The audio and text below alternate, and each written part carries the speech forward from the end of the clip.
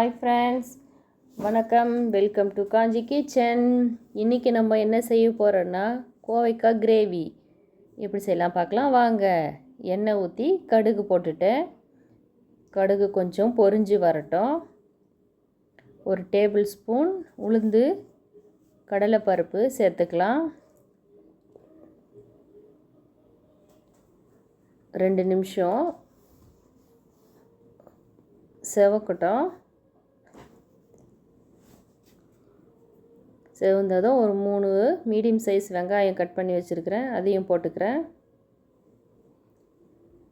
நல்லா வதக்கணும். கொஞ்சம் வதங்கின உடனே அதுக்கப்புறம் கருவேப்பிலை, ஒரு மீடியம் சைஸ் தக்காளி மிக்சியில் நான் அடித்து வச்சுருக்கேன், நல்லா பேஸ்ட்டு மாதிரி, அதையும் சேர்த்துக்கலாம். கொஞ்ச நேரம் பச்சை வாசனை போக நல்லா கொஞ்சம் வதக்கிக்கலாம்.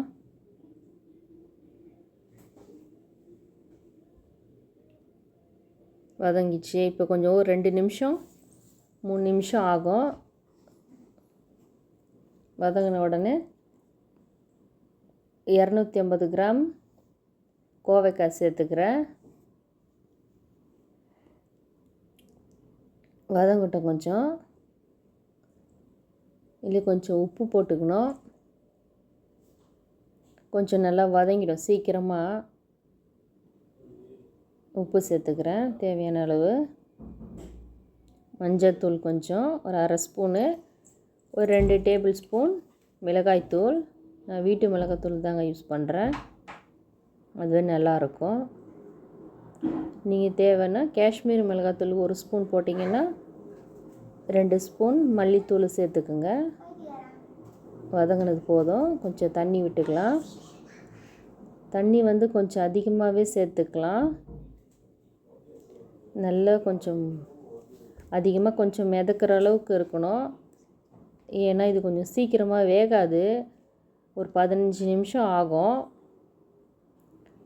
அது வரைக்கும் கொதிக்கட்டும். மூடி வச்சிடலாம். பாருங்கள், 15 நிமிஷம் 20 நிமிஷத்துக்கு ஆகிடுச்சு. அது சீக்கிரமாக வேகாது, கொஞ்சம் லேட்டாகும். பாதி லெமன் சைஸ் அளவுக்கு புளியை கரைச்சி கொஞ்சம் சேர்த்துக்கிறேன். கொஞ்சம் புளிப்புத்தன்மை இருந்தால் கொஞ்சம் டேஸ்ட்டாக இருக்கும். கொஞ்சம் மூடி வச்சிடலாம்.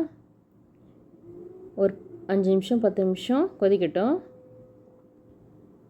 கொஞ்சம் தண்ணியெல்லாம் கொஞ்சம் வத்திடுச்சு. இப்போது கிரேவி கொஞ்சம் ரெடி ஆகிடுச்சு. இது கூட 2 டேபிள் ஸ்பூன் பொட்டுக்கடலை, 2 ஸ்பூன் வேர்க்கடலை சேர்த்து அரைச்சிக்கலாம்.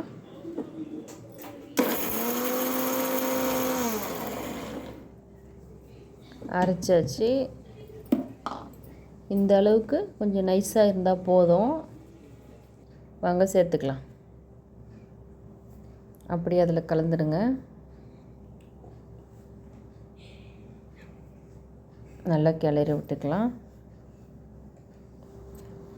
விட்டுக்கலாம். வேர்க்கடலை பொட்டுக்கடலை சேர்த்தனால இன்னும் கொஞ்சம் அதிகமான டேஸ்ட்டை கொடுக்கும். சாப்பிடுவாங்க விரும்பி எல்லோரும். இந்த கோவக்காய் இதய நோய்க்கு ரொம்ப நல்லது. பொட்டாசியம் உள்ளது. இதில் இரத்த அழுத்தத்தை சீராக்கும். வைட்டமின் சி உள்ளது. முகப்பொலிவை நல்லா காட்டும். வைட்டமின் ஏ உள்ளது. கண்ணுக்கும் ரொம்ப நல்லது. இந்த மாதிரி செஞ்சு கொடுங்க, எல்லாருமே விரும்பி சாப்பிடுவாங்க. ரொம்ப ரொம்ப சுவையாக இருக்குங்க. நீங்களும் ட்ரை பண்ணி பாருங்கள். எப்படி இருக்குன்னு எனக்கு கமெண்ட் பண்ணுங்கள். அவ்வளோதாங்க. அடுத்த வீடியோவில் பார்க்கலாம். பாய்.